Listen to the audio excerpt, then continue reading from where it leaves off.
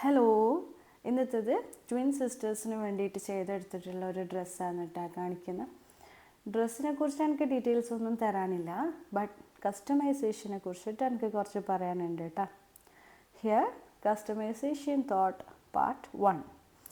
നമ്മളെ ഇടയിലില്ലേ ചിലരെങ്കിലും ചിന്തിക്കുന്ന ഒരു കാര്യമുണ്ട്, ഈ കട്ട് പീസ് എടുക്കുക, സ്റ്റിച്ച് ചെയ്യുക എന്നെല്ലാം പറയുന്നത് ചെറിയ പൈസക്കാവുന്ന സംഭവമാണെന്നുള്ളത്.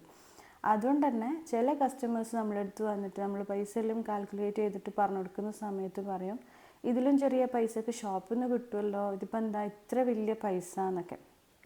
ഞാൻ ഇതുവരെ ഒരു ഷോപ്പിലും റെഡി ടു വെയർ പർച്ചേസ് ചെയ്യുന്ന സമയത്ത് നമ്മളെ ഫിറ്റിലും നമ്മളെ കളറിൽ നമ്മളെ പാറ്റേണിൽ അങ്ങനെയൊന്നും കറക്റ്റ് അവിടെ ഡ്രസ്സ് സ്റ്റിച്ചാക്കിയിട്ട് വെച്ചിട്ട് കണ്ടിട്ടില്ല കേട്ടോ.